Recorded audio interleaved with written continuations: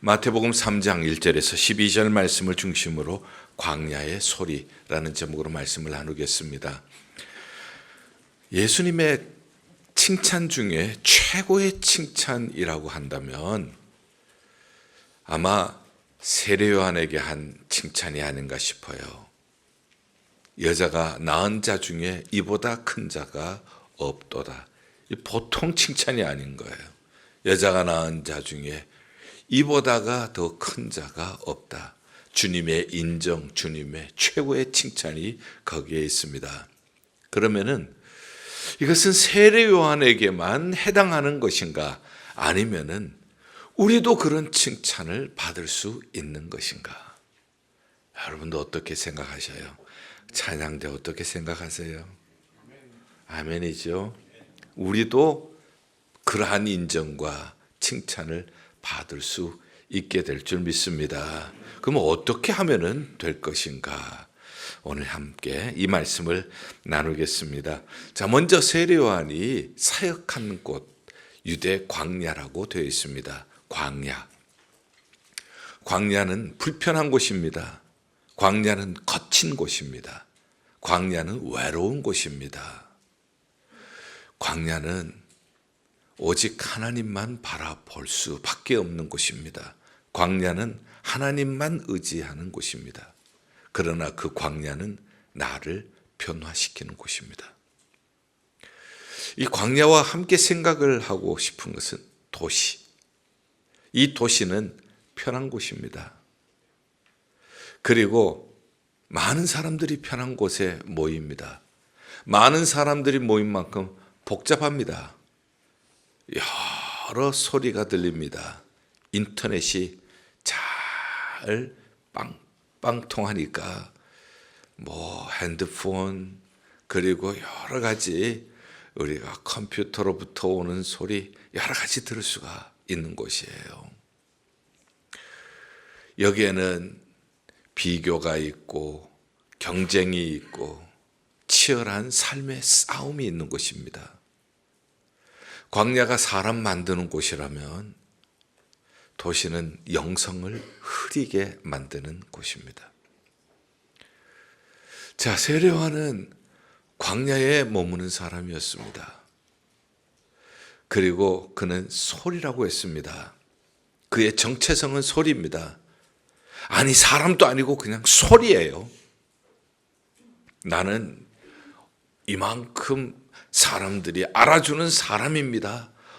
이 정도의 위치에 있습니다. 이 정도의 파워를 가지고 있는 사람입니다. 이것도 아니고 나는 그저 소리에 지나지 않습니다.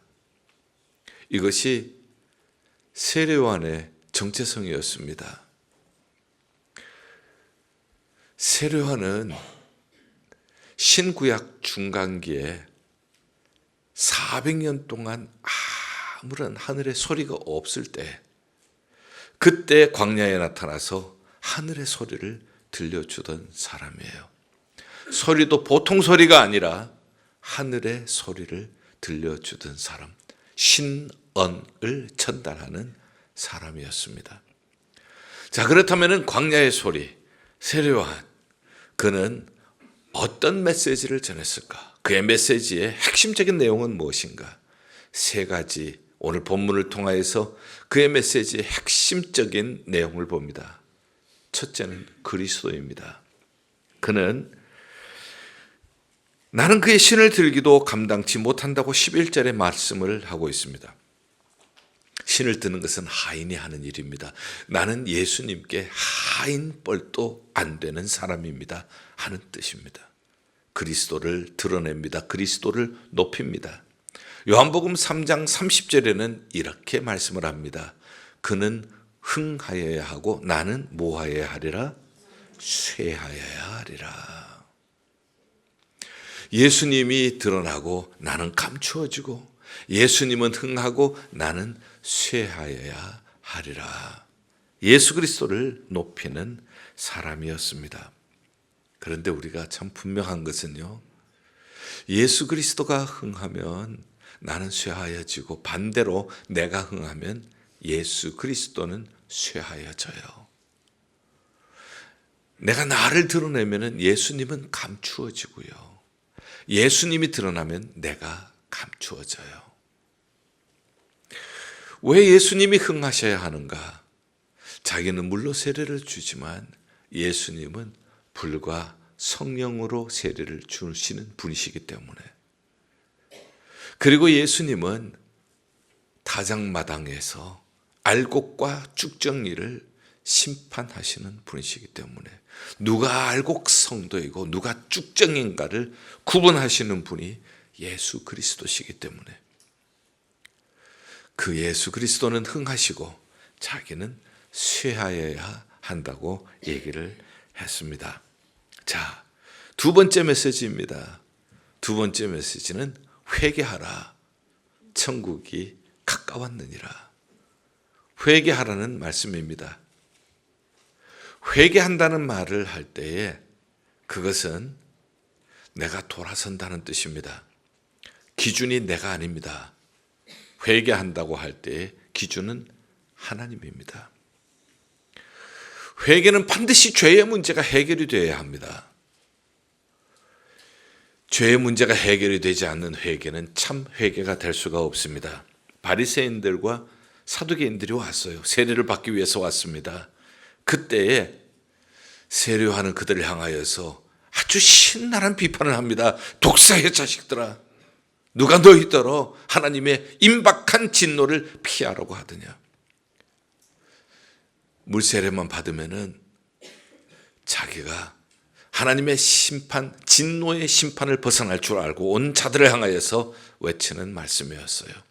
죄의 문제가 해결되지 않고 겉으로만 물세례를 받으면 그것으로 하나님의 진노를 면할 줄 안다는 것, 거기에 대해서 심각하게 꾸짖고 있는 말씀이에요. 그래서 회개는 죄의 문제가 해결이 되어야 합니다. 죄가 뭔가 우린 잘 알죠. 죄는 하나님의 말씀에 불순종하는 것이 죄죠. 그러나 지금 한 가지 제가 더 묻습니다. 이 죄가 우리 안에 있어요, 없어요? 있습니다. 그러면 언제 들어왔나요? 어떻게 들어왔나요? 우리는 이것을 잘 생각하지 않아요. 죄가 우리 안에 있는 것은 알아요. 그러나 이 죄가 어떻게 우리 안에 들어오는지 잘 생각을 하지 않습니다. 그러나 죄가 어떻게 들어오는지 알아야 우리가 막을 수가 있지 않겠어요? 죄가 우리 안에 들어올 때는 우리 안에 내가 가지고 있는 오래된 습관이라고 하는 것이 있어요. 옛 습관의 뿌리, 그 뿌리가 굉장히 깊어요. 그렇기 때문에 잘 뽑히지가 않아요. 야고보서 1장 15절은 이렇게 말씀하고 계세요. 욕심이 잉태한즉 죄를 낳고 죄가 장성한즉 사망을 낳느니라. 죄는 잘합니다. 그런데 이 죄가 어떻게 시작되는가 하면 욕심으로부터. 그러니 죄가 우리 안에 들어오는 통로는 욕심이에요. 욕심이란 통로를 통해서 죄가 우리 안에 들어오는데 이것이 뿌리가 깊어요. 오래된 뿌리예요. 그래서 이 뿌리를 자르기가 어려워요.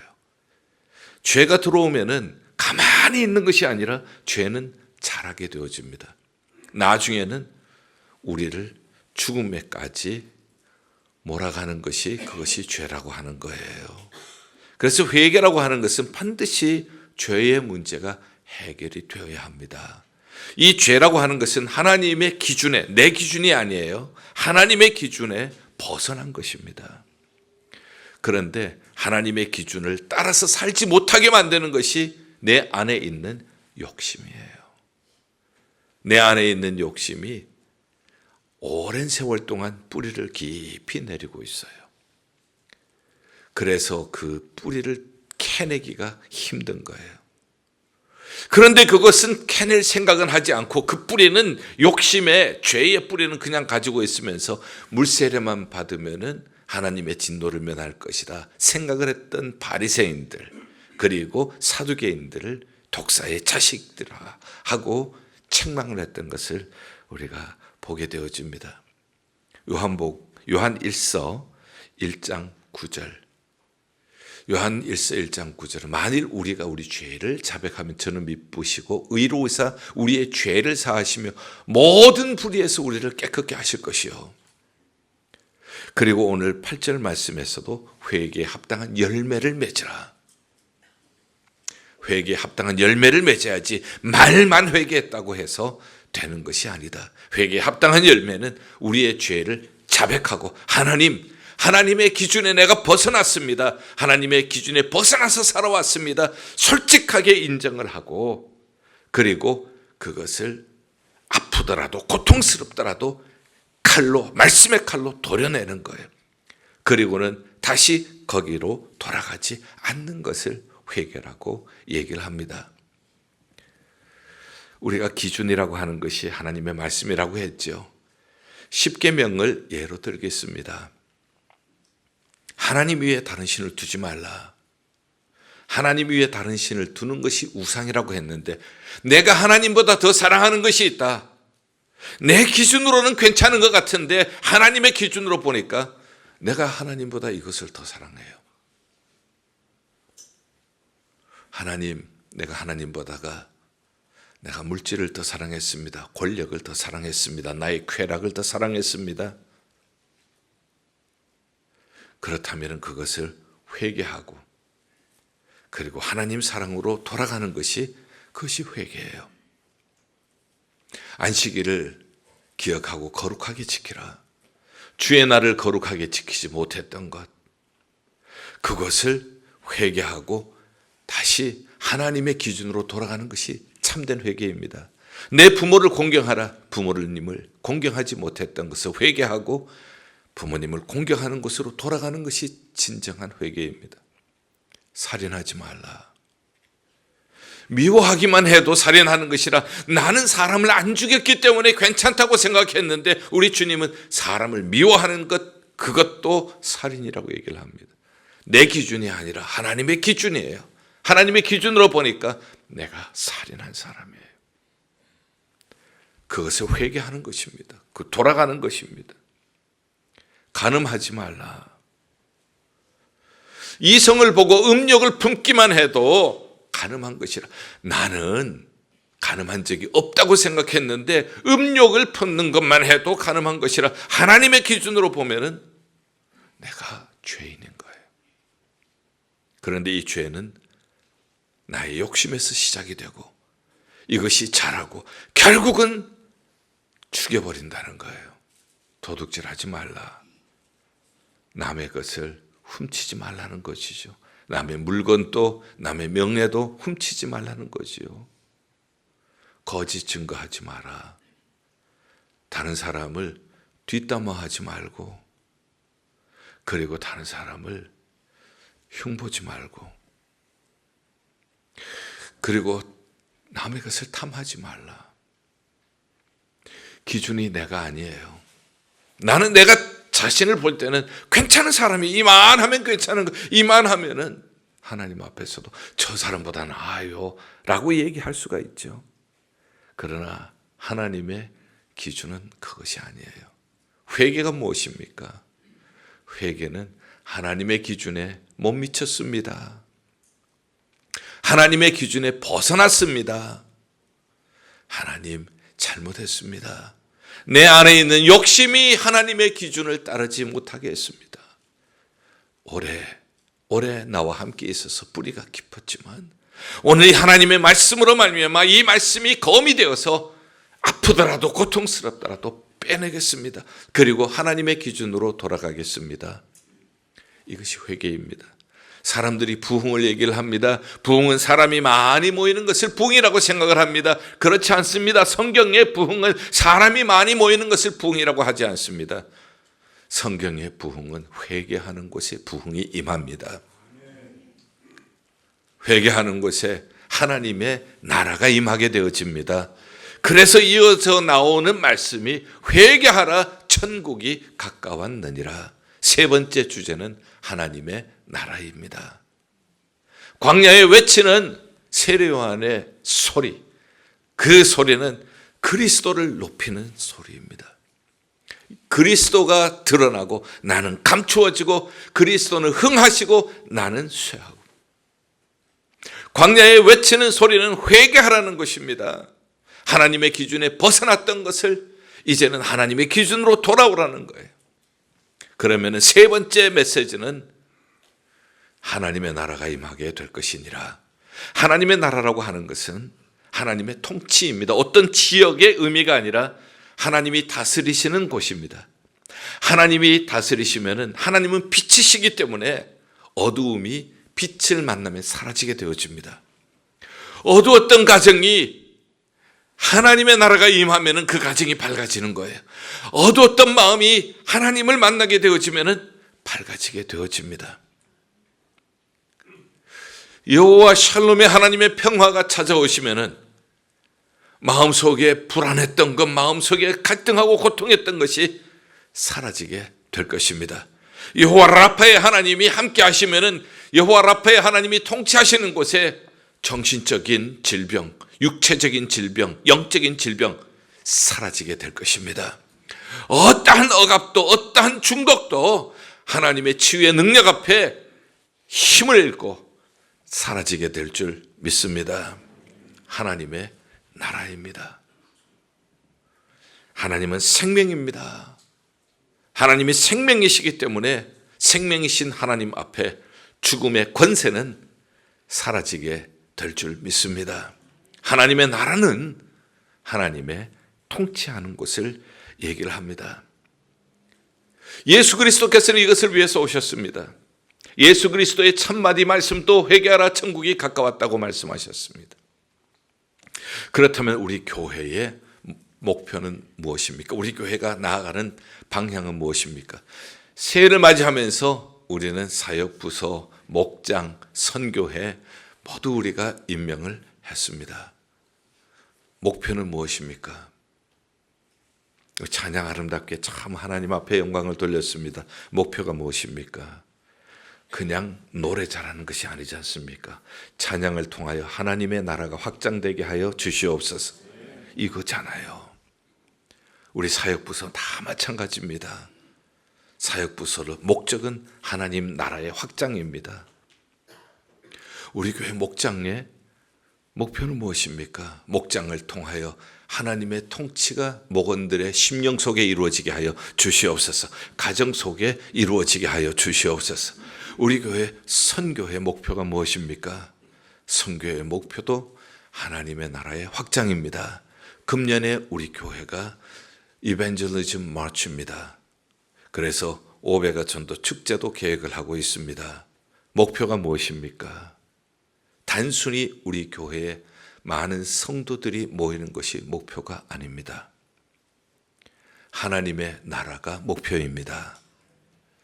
하나님의 나라가 이루어져 있는 곳에 하나님의 나라가 이루어지고 하나님의 나라를 떠나서 멀리 가는 사람들이 다시 하나님의 나라로 돌아오고 이렇게 해서 우리의 목표가 하나님의 나라가 되어질 때에 그때에 하나님이 영광을 받으세요.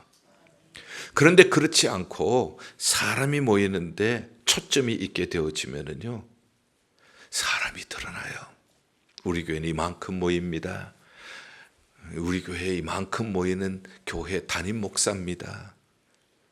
하나님의 킹덤이 아니라 사람의 킹덤이 되어져요. 하나님이 왕이 아니라 목사가 왕이 되어져요. 큰일 날 일이에요. 그래서 우리의 모든 사역도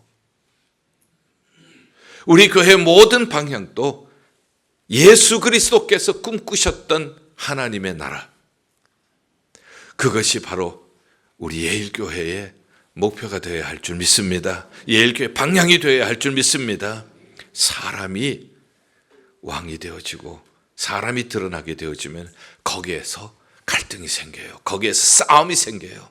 거기에 자기 주장이 생기고 거기에 자기 자존심이 나타나는 거예요. 우리의 모든 사역의 핵심은 하나님의 나라가 되어야 할 줄 믿습니다. 세례요한이 여자가 낳은 자 중에 이보다 큰 자가 없다고 하는 얘기를 들은 이유가 뭡니까? 그는 광야에 살았습니다. 광야에 살아서 외치는 소리였습니다. 이 소리는 사람의 소리가 아니었어요. 하나님이 주시는 하늘의 소리였어요. 하늘의 소리의 내용이 뭡니까? 그리스도입니다. 회개입니다. 하나님의 나라입니다. 이 세 가지가 그의 메시지 안에 들어있었어요. 이것이 바로 하늘에서부터 온 소리였습니다. 이 소리가 들려질 때 예수 그리스도께서는 여인에게서 난 자 중에 이보다 큰 자가 없다고 얘기하셨습니다. 결론적으로 말씀을 드립니다. 저는 처음 오늘 설교를 하면서 광야와 도시를 비교했습니다. 의도적으로 그렇게 했습니다. 왜냐하면 우리는 도시에 살고 있기 때문에 그렇습니다. 우리는 편리한 곳에 살고 있습니다. 많은 사람들이 살고 있는 곳에 살고 있어요. 인터넷이 빵빵 터지는 곳에 살고 있어요. 수많은 소리를 우리는 듣고 있습니다. 소음 가운데, 비교 가운데, 경쟁 가운데 우리가 살고 있어요. 이 가운데서 영성이 흐려진다고 말씀을 드렸습니다. 이러한 영성이 흐려지는 가운데 어떻게 광야를 살 수 있겠냐 하는 거예요. 광야는 하나님만 의지하는 곳, 많은 사람이 가지 않는 곳이에요. 광야는 위험한 곳이에요. 불편한 곳이에요. 그렇지만은 하나님만 의지하는 곳, 하나님을 만나는 곳, 하나님을 만나 변화되는 곳이거든요. 이 도시 한복판에서 어떻게 광야를 경험할 수 있는가 하는 겁니다. 이것이 이해되어야 오늘 말씀이 이해가 되어집니다. 사랑하는 여러분들, 한번 여러분들이 조용히 골방으로 들어가셔서 기도를 하시면서 하나님과 깊이 대화를 나눠보십시오. 도시 한복판에서도 여러분들의 기도의 골방은 광야가 될 것입니다. 여러분들 모든 사람들이 잠드는 새벽에 나와서 하나님 앞에 마음을 쏟아놓고 기도해 보십시오. 새벽 기도 자리가 도시 한복판에서 광야가 될 것입니다. 여러분들이 수많이 들려오는 이 소리 가운데서도 하나님의 말씀을 읽고 그 하나님의 말씀을 묵상해 보십시오. 바로 그곳이 도시 한복판에서 광야가 될 것입니다. 여러분들이 한번 금식을 해 보십시오. 음식을 삼가고 성경 읽고 기도하면서 하나님과 1대1의 교제를 나누어 보십시오. 금식 시간이 바로 도시 가운데 광야가 될 것입니다. 도시에서는 영성이 흐려집니다. 그러나 광야에서는 영적인 새 힘을 얻게 될 것입니다.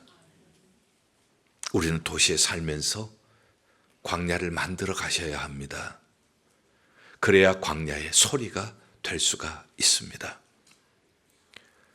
그리고 우리의 소리는 세상 소리여서는 안 됩니다. 우리의 소리는 하늘의 소리여야 합니다. 하늘의 소리는 그리스도를 높이는 소리입니다. 나는 낮아지는 소리입니다. 하늘의 소리는 그리스도가 흥하는 소리입니다. 세상 소리는 내가 흥하는 소리예요. 우리는 하늘의 소리가 될 수 있기를 바랍니다. 하늘의 소리는 회개하라는 소리예요. 지금까지 익숙해 있던 내가 내 삶의 기준이었던 것, 내가 내 신앙의 기준이었던 것, 하나님의 기준으로 다시 돌아가야 합니다.